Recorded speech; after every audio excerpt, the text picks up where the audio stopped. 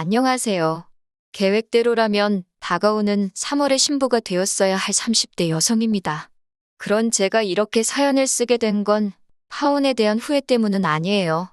하지만 어디에라도 털어놓아야 홀가분하게 새 출발을 할 수 있을 것 같아서요.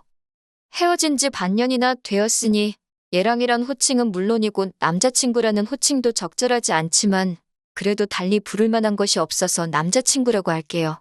남자친구와는 대학교 때부터 알고 지냈습니다. 그냥 친구처럼 오랜 시간을 지내다 본격적으로 사귀게 된 건 저희 둘 나이 33이었어요. 당시 저는 제과회사에 다니고 있었고 남자친구는 제약회사에 근무 중이었지요. 사는 곳도 가까워서 자주 만나서 고민 상담도 하고 사실 말이 잘 통해서 함께 있으면 시간 가는 줄 몰랐거든요. 그러다 서로가 서로에게 꽤나 의지를 하게 된 것 같아요. 본격적으로 사귄 지 1년쯤 지났을 무렵이었습니다. 남자친구가 말하길 부모님께서 남자친구랑 저랑 교제하는 사실을 알게 되셨다고 하더라고요. 저희 부모님도 제가 남자친구가 있다는 사실을 알고 계셨는데 저희 부모님은 둘이서 건전하게 즐겁게 만나라고만 하셨을 뿐 가타부타 별 말씀이 없으셨거든요. 그런데 남자친구는 자기 부모님이 알게 되셨다는 걸 꽤나 신경 쓰는 눈치였어요. 그래서 제가 어머님이 나랑 사귀는 걸 안 좋아하시냐고 물었습니다. 그러자 남자친구가 그런 게 아니라며 하는 말이 자기 집은 저희 집 같지 않답니다. 어머님이 특히나 엄하신 분이라서 결혼할 거 아니면 뭐하러 시간 낭비를 하냐고 많이 언짢아 하셨다대요. 좀 황당했지요. 물론 저희 둘 다 홍기가 꽉 찬 30대였으니 아들이 빨리 장가가서 자리를 잡았으면 하는 어머님의 마음을 아예 이해 못할 건 아니었지만 그래도 결혼할 거 아니면 만나지 말라니. 30도 넘은 아들을 당신 손에 넣고 이래라 저래라 하려 하시는 것 같아서 좀 그렇더라고요. 그리고 그런 이야기를 고민이랍시고 저한테 전하는 남자친구도 좀 당혹스럽대요. 하지만 그때만 하더라도 남자친구가 전할 말 전하지 말아야 할 말을 분간도 못하는 인간이라고는 생각지 못했어요. 아무튼 그 일을 계기로 남자친구가 먼저 저에게 결혼 이야기를 꺼내왔습니다. 어머님 말씀도 틀린 건 아니지 않냐며 어차피 남자친구나 저나 비혼주의자도 아니니 이참에 한번 진지하게 생각해보자 했지요. 그리고 사실 그때만 하더라도 남자친구와 저 두 사람 사이에 큰 문제는 없었거든요. 그래서 며칠 생각해본 끝에 결혼하자는 쪽으로 이야기가 되어 조금씩 이런저런 계획을 세워나가기 시작했네요. 그런데 그 이후로 한 2달쯤 지났을 거예요. 생각지 못한 일이 발생했는데 그건 바로 제가 회사에서 근무하던 부서가 다른 부서랑 통합이 되었거든요. 하지만 말이 좋아 통합이지 저희 부서는 폐지된 거고 저는 졸지에 영업직으로 발령을 받았습니다. 워낙 내향적인 성격의 낯도 많이 가리다 보니 영업을 해야 한다는 사실에 눈앞이 깜깜하더라고요. 사실 저도 직장 다닌 지 7년 차였으니 언젠간 이런 날이 올 거라고 예상은 하고 있었습니다. 저희 부서가 몇 년째 실적도 부실하고 그렇다 보니 회사에서도 눈엣 가시처럼 여긴다는 건 타부서는 물론이고 동종업계 사람들이라면 공공연히 다 알고 있었거든요. 그래도 설마 예고도 없이 갑자기 이렇게 부서를 폐지할 거라고는 상상도 못했어요. 저뿐만 아니라 다른 부서 사람들도 남일 같지 않다며 크게 충격을 받았지요. 그나마 다행이라고 해야 할지 저는 몇 년 전부터 취미 겸 혹시나 회사에서 나오게 되면 창업이라도 해야 한다는 요량으로 제법 진지하게 제과기술을 익히고 있었습니다. 대학교 전공으로 원래는 외식조리학과를 다녔고 그러다 기회가 닿아 지금의 회사로 취업을 했거든요. 제가 전공한 바와는 전혀 다르기도 했고 워낙 관심이 없던 분야라서 그런지 회사 일은 저에게 늘 스트레스였어요. 그런데 이상하리만치 빵을 굽고 디저트를 만들면 어느샌가 제 마음이 진정이 되는 걸 알 수 있었지요. 그래서 자의로든 타의로든 회사를 나오게 되면 꼭 좋아하는 일을 하면서 살아야겠다고 다짐했고 그래서 제과기술을 익히게 된 거예요. 그런데 아시다시피 좋아하는 일을 하면서 사는 게 말처럼 쉬운 일은 아니잖아요? 카페라도 열어야 하나 생각하니 역시나 자본이 문제였습니다. 영업직으로 일하는 건 하루하루가 고역이었지만 그렇다고 무작정 회사를 때려칠 수도 없었으니 회사는 회사대로 나가면서 조금씩 어떻게 사업을 할지 구상을 하기 시작했어요. 그리고 이런 과정을 남자친구와는 결혼을 약속한 사이였으니 당연히 남자친구에게도 알렸지요. 그런데 저는 솔직히 남자친구가 이런 이야기까지 어머님과 주고받을 줄은 몰랐습니다. 그래서 남자친구 어머님께서 사업 관련해서 당신과 얘기 좀 하자며 연락을 해오셨을 땐 적잖이 당황스러웠네요. 어머님께서 전화를 걸어오셨고 단도직입적으로 만나자 하시는데 싫다 소리를 못했습니다. 말 그대로 당황스러워서 얼떨결에 일단은 어머님이 하자는 대로 알겠다 했거든요. 하지만 전화를 끊고 바로 남자친구에게 연락을 했어요. 어떻게 어머님이 내 연락처를 알게 되신 건지 그거야 당연히 남자친구가 알려드렸겠지만요. 제 말은 왜 알려드렸는지가 궁금했거든요.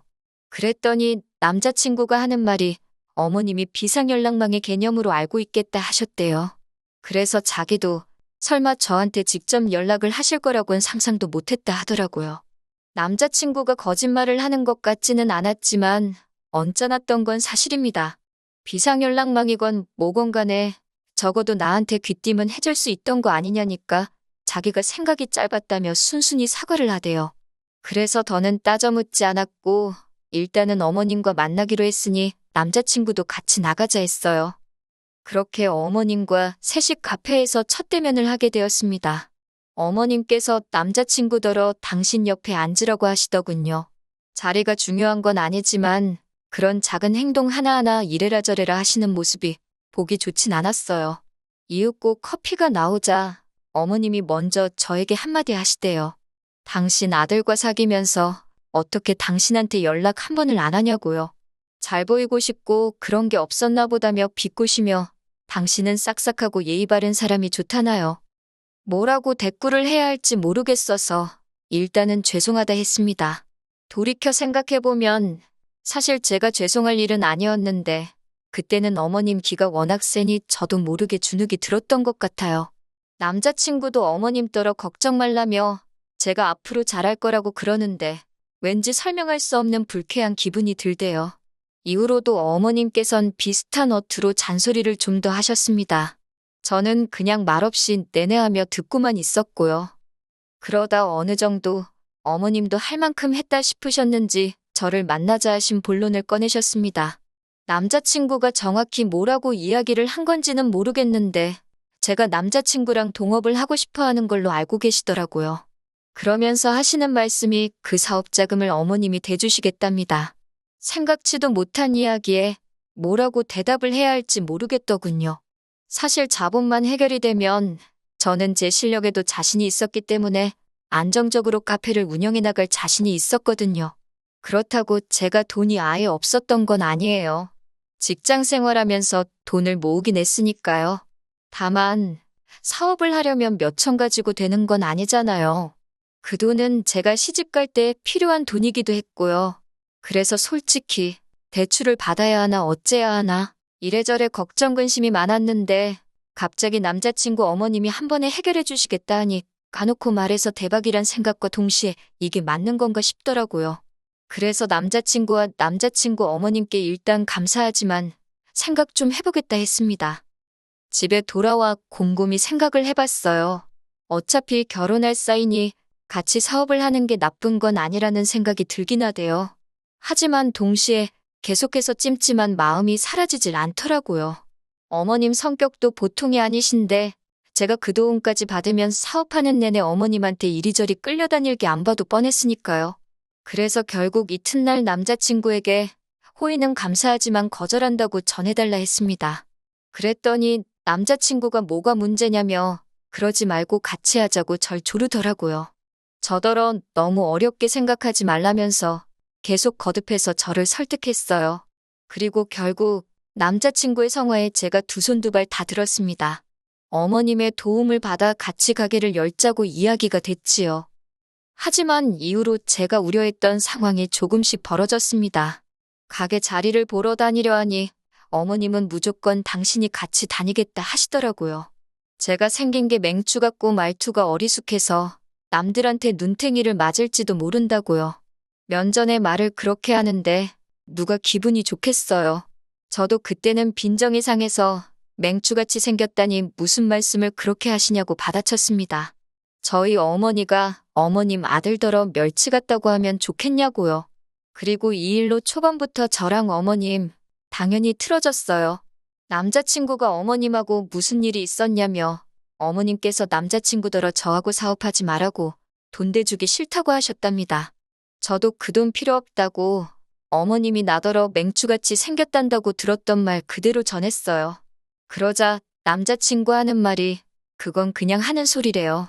자기 어머니가 원래 순해 보이는 사람한텐 항상 맹추같이 생겼다고 한다나요? 그게 변명이냐고 남자친구랑도 대판 싸웠네요. 그리고 한 일주일쯤 지났을 때 어머님이 먼저 당신은 별 뜻 없이 한 소린데 제가 그렇게 기분 나쁘게 들을지 몰랐다며 그런데 저도 어른이 한마디 한 게 기분 나쁘다고 그렇게 받아치고 그러면 못 쓴다는 사과 같지 않은 문자를 보내셨대요. 그리고 그땐 저도 회사 일부터 시작해서 남자친구와의 다툼으로 인해 스트레스도 많이 받고 정말 심적으로 육체적으로 힘들었거든요. 그래서 어머님이 그렇게 문자를 보내신 것만으로도 감사한 일이라고 제 스스로 세뇌를 시켰어요.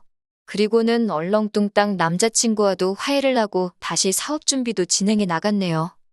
사업은 저와 남자친구가 하지만 어머님 입장에서는 어쨌든 큰돈이 나가는 일이니 결국 자리를 보기 위해 같이 다니게 되었습니다. 그런데 어머님의 막말은 때와 장소를 가리지 않더라고요. 어머님 말씀으로는 이렇게 말을 해야 사고 좋은 매물을 보여준다면서 부동산에 매물을 보러 들어갔다 하면 무조건 저를 가리키면서 쥐뿔도 없으면서 사업을 한다고 까불어서 걱정이라고 그러니 좀 사정 좀 봐달라고 그러시는 거예요. 제가 막말로 쥐뿔이 있는지 없는지 아무것도 모르시면서 그저 제가 어머님의 도움을 받아 사업을 하게 될지도 모른다는 이유로 저를 깔보시는 게 너무 화가 나대요. 결국 그렇게 한 3주 가까이 같이 자리 보러 다니다가 안 되겠다 싶어서 말씀 좀 그렇게 하지 마시라 했어요. 그랬더니 어머님은 또 저더러 예민하다 어떻다. 듣다 보니 정말 치사하단 생각이 너무 들대요. 결국 사업을 안 하면 안 했지 어머님 돈으론 안 하겠다고 결론을 내렸어요. 그런데 딱 그 결정을 전달하려던 날 어머님이 자리를 계약했다고 연락을 해오셨습니다. 설마 했는데 결국 저와는 상의도 없이 어머님 마음에 드는 곳을 고르셨더군요. 남자친구는 남자친구대로 그래도 자기 어머니가 보는 눈이 있으시다고 믿고 따라가라는데 그 소리도 어찌나 듣기가 싫던지요. 너무 실망스러웠지요.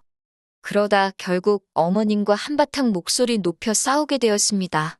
파혼의 결정적인 이유이기도 했고요. 가게 인테리어를 진행하면서 어머님께서는 더더욱 제 의견을 무시하기 일쑤였어요. 일단 인테리어도 당신이 아는 곳이 있다 하셨는데 알고 보니 어머니 메인이 하는 곳이대요. 어머님 아버님이 별거 중이라고만 들었지 이혼을 하셨다거나 아버님이 돌아가셨다는 이야기는 들은 적이 없습니다. 그런데 애인이라니 제가 보수적이라 그런지 좀 거북하고 불편하대요. 게다가 어머님이 애인은 당신이 무슨 남자친구의 아버님이라도 되는 것처럼 저한테 야더 하면서 반말을 하기 일쑤였어요. 가령 제가 여기에는 이 조명을 달아달라 하면 네가 이 일을 해봤냐? 내가 전문가다. 알아서 잘해주는데 왜 까부냐? 그냥 있으라는 식이었달까요? 하지만 남자친구도 그 모든 과정을 보면서도 별소리를 안 하니 제가 달리할 수 있는 액션도 없었고 그 무렵에는 그래 될 대로 되라 싶었습니다. 솔직히 나쁜 생각도 했어요. 이러다 장사 못하게 되면 내 손해냐, 알게 뭐냐 그런 식으로요. 그러다 하루는 어머님께서 저를 따로 불러내시더니 대뜸 저더러 당신 애인한테 왜 맘먹냐입니다. 어떻게 당신 애인한테 손가락으로 여기저기 하면서 말을 하느냐고요. 아니 천장이라던가 구석이라던가 어딘지 알려드려야 돼서 손가락으로 가르친 건데 그게 문제가 될 거라고는 생각도 못했습니다. 어머님 말씀으로는 그림을 그릴 수도 있고 말로 표현을 하면 되지 옆에 바짝 붙어서는 손가락으로 그러는 게 말이 되냐는데 그러면서 마치 제가 어머님 애인한테 꼬리를 친다는 식으로 말을 하더라고요. 어떻게 하면 예비 며느리를 상대로 그런 더러운 생각을 할 수 있는 건지 엄청난 모욕감을 느꼈지요. 그리고는 결국 참다 못한 제가 어머님더러 모 눈엔 뭐만 보인다더니 정말 그런가 보다고 해버렸어요. 그리고는 어머님 아들하고 사업 안 해도 그만이라고 안 하겠다고 소리를 질렀네요. 처음부터 제가 하고 싶다고 조른 사업도 아닌데 제가 왜 이런 꼴을 당해야 하는지 모르겠다고 어머님도 상식적으로 행동하시라 했지요. 그랬더니 어머님이 저더러 그러고도 자기 아들이랑 결혼할 생각이냐고 어림도 없대요. 그래서 저야말로 어머님 아들, 어머님 때문에 조도 안 갖는다고 했어요. 화가 나서 그런 건지 얼굴이 있는 대로 빨개진 어머님이 자기야 나와보라며 인테리어 사장님을 불러대시대요. 사장님이야 어머니 메인이니까 당연히 쫓아나와서는 무슨 일인지는 몰라도 젊은 사람이 왜 어른한테 그러냐고 대뜸 제 탓을 하시더라고요. 제가 열받아서 제3자는 좀 빠지라고 했습니다. 아버님도 아니고 가서 하던 인테리어나 잘 아시라고요. 어머님이 제 뒤통수에다 대고 욕을 막 하시는데 오히려 기분은 후련했어요. 동시에 남자친구랑 완전히 끝났다 생각하니까 아쉬운 마음보다는 이제 이런 거지 같은 일을 안 겪어도 된다는 생각에 홀가분했다고 할까요? 그리고 그렇게 집으로 돌아오는데 남자친구한테 미친 듯이 전화가 걸려오대요. 처음에 한 대여섯 통은 그냥 무시했는데 도대체 하고 싶은 말이 뭔가 궁금하기도 해서 결국엔 받았습니다. 그랬더니 대뜸 도대체 무슨 소리냐고 사업이고 결혼이고 안 한다는 게 무슨 말이냐고 울며불며 따지더라고요. 그래서 니네 엄마한테 물어보라 했습니다.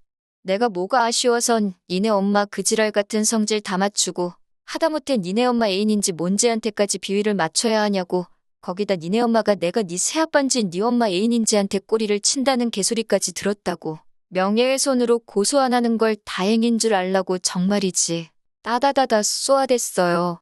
그랬더니 남자친구가 이대로 못 끝낸답니다. 두고 보라나요? 솔직히 두고 보라는 사람 무서울 거 없다잖아요. 저도 그랬어요.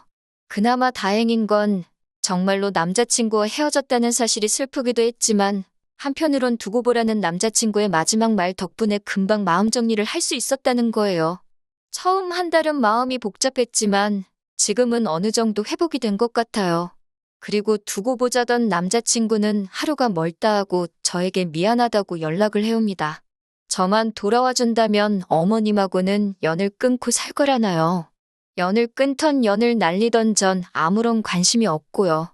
함께한 시간을 생각하면 억울하고 속상하지만 그래도 식장 들어가기 전에 이 구렁텅이에서 빠져나와서 다행이다 싶어요.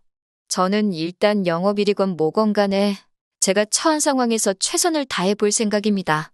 그리고 내년쯤 제 힘으로 사업을 시작할 거예요.